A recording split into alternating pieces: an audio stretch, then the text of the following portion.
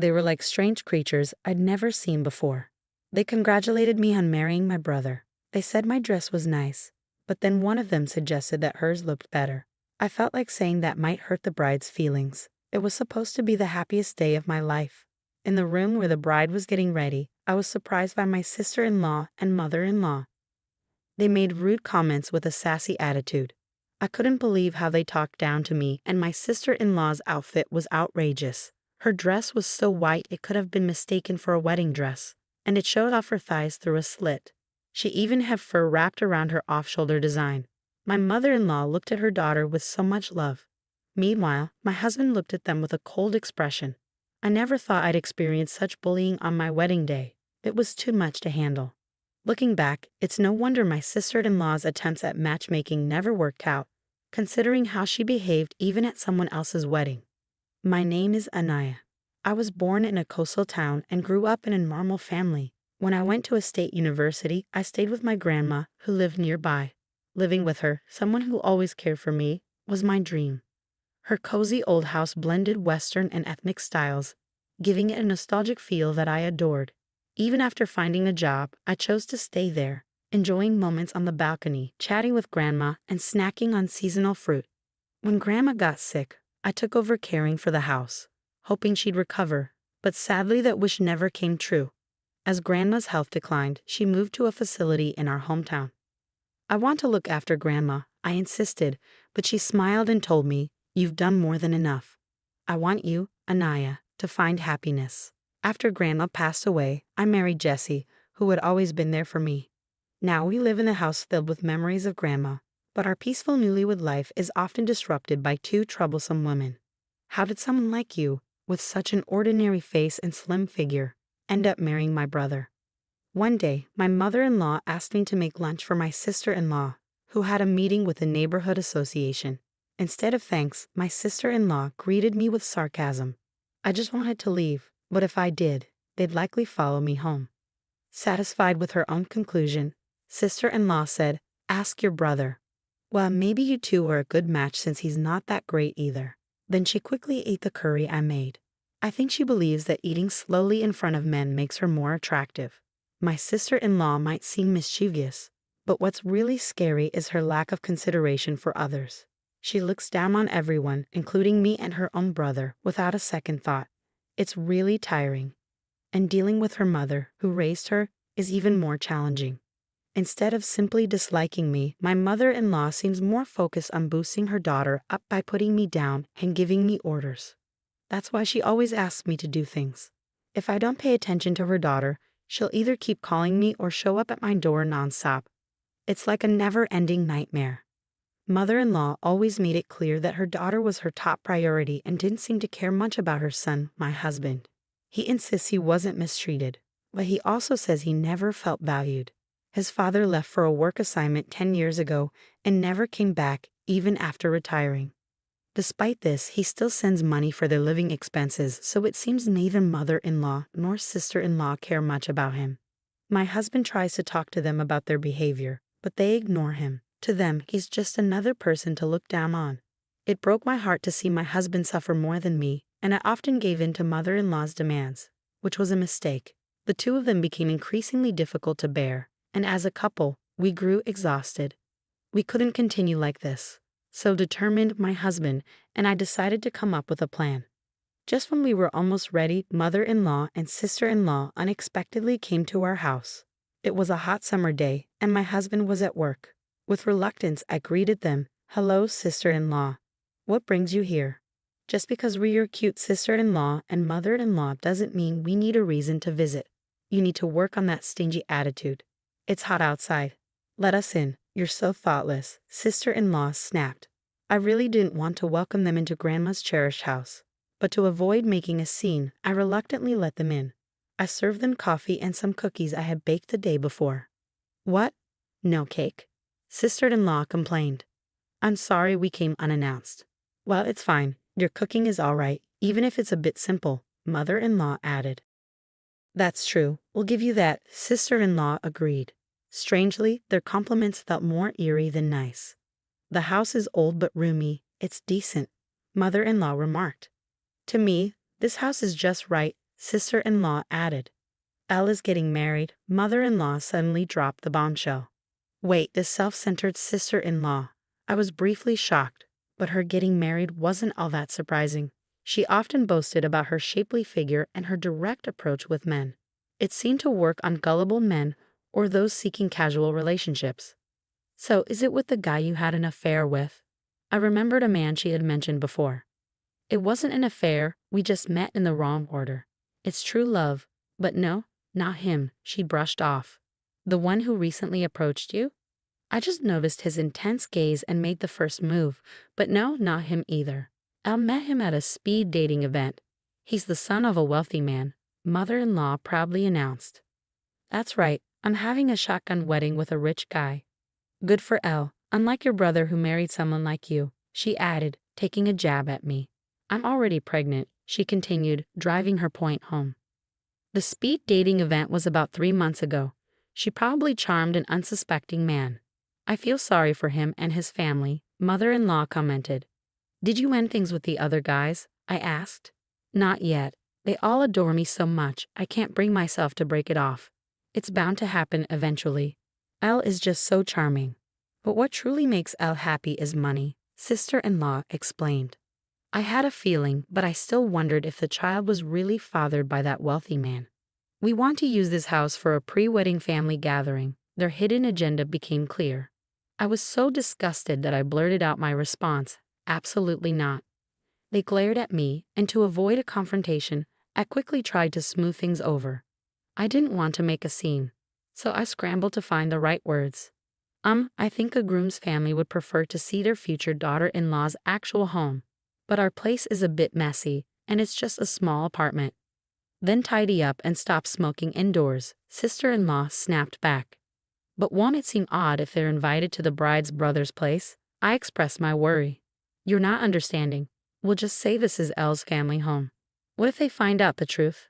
As long as you and your husband keep quiet, it'll be fine. You're getting married, so pretending just for the introduction won't fix anything. Once we're married, he's mine, and besides, I'm pregnant, sister-in-law asserted.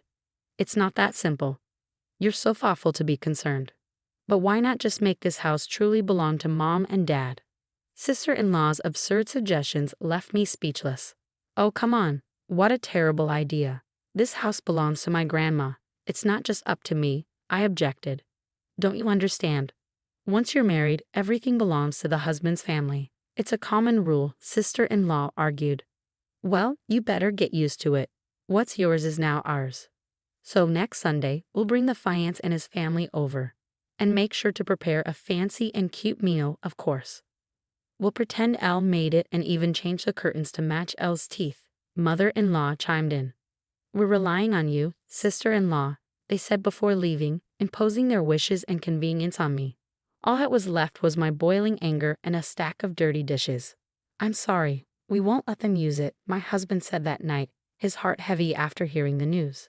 Of course not, but even if we say no, they'll just force their way in. Maybe we should accelerate our plan. I could handle their mistreatment of me, but I won't stand for them disrespecting Grandma's house. We'll make them pay for all the bullying, so be prepared, I declared. The next day, I made several calls. Despite the sudden change of plans, everyone was understanding. I was truly thankful. Once everything was arranged, I called mother-in-law. Mother-in-law, I want to make sure Elle's wedding is perfect. Can we have a bit more time? We're planning to renovate to make it just right for the couple, I proposed. Anaya, I misjudged you. You're truly kind-hearted. But we need to get going with the wedding preparations, so please hurry, she replied. I understand. We'll be ready in 3 weeks. Why don't you start searching for a wedding venue? I suggested. You're very considerate. It's almost surprising. But yes, we'll leave the introduction to you and focus on the wedding, she agreed. Was this our first pleasant conversation and perhaps our last? Those two won't suspect a thing, and they won't set foot in this house until the day of the wedding. Okay, we're going to be really busy starting today, my husband said. We had a very close deadline. We would work really hard without much rest, but it was all for our future. 3 weeks later, the day my mother-in-law had set for meeting us arrived. My husband and I were nervous, waiting for her phone call. I could almost imagine my mother-in-law's angry face as she called.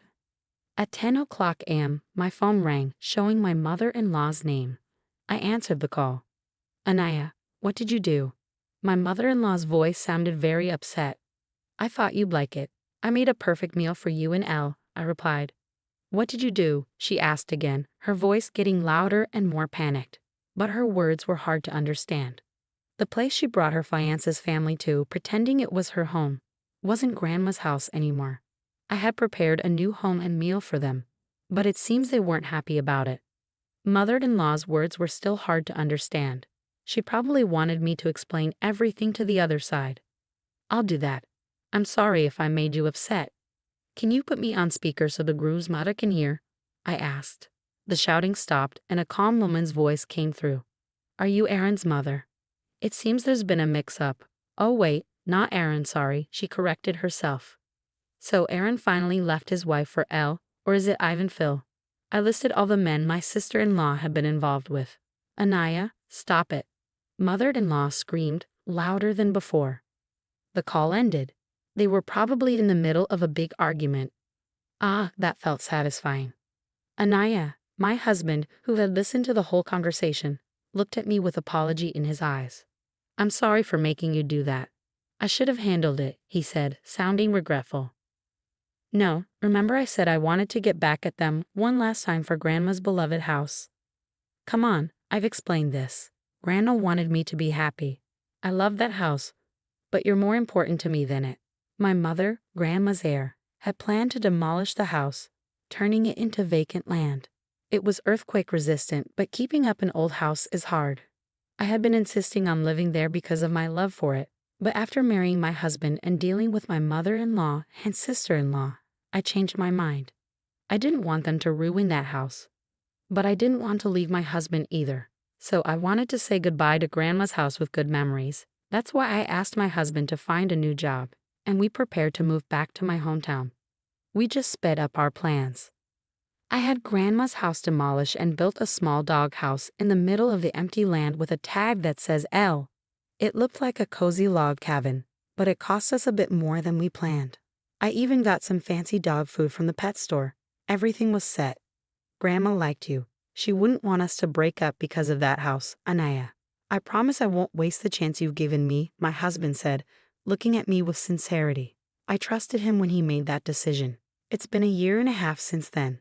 After we moved to my hometown, my husband, who was a bit unsure at first about the fishermen in the neighborhood, has become even more popular with them than I am. He seems to really enjoy the coastal town's breeze and all the seafood dishes. His once pale skin now has some color to it. Seeing him happily eating grilled salmon for dinner makes me really happy, I told him. Did you check your emails today? My husband asked. No, nothing new.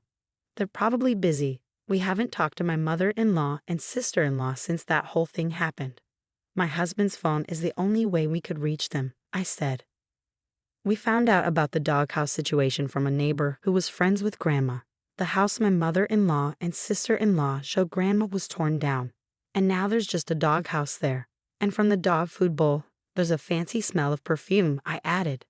The two were really upset, saying it was all because of my brother's wife. When the fiance's family got a hint over the phone about my sister-in-law's bad taste in men, they confronted them. They got really nervous and couldn't give a clear answer. Later, the fiance's parents hired a detective to check on my sister-in-law's behavior, but they found nothing except lies and a lot of boyfriends. This made them do a DNA test on the unborn baby, and they found out it wasn't the rich man's. So the engagement was called off. The real father of the baby turned out to be one of the men my sister-in-law was seeing. He was happy to have a child with her, and they got married. But his mom was angry that her son was with an older woman she didn't like, so she insisted they all live together. Meanwhile, my mother-in-law was mad that her daughter was taken away, so she rented an apartment near the newlyweds and they fought a lot. My sister-in-law, who wanted to marry rich and have an easy life, now looks tired from dealing with her mother-in-law and doing housework and taking care of the baby. But the good part is, her husband really loves the baby, so they're managing on their own. My husband's phone rings. Oh, it's an invitation for drinks from my father-in-law. Your dad really likes you, I mentioned. I like hearing his stories, and my mother-in-law always makes my favorite food. I see now that my own mom never cared to know what I liked.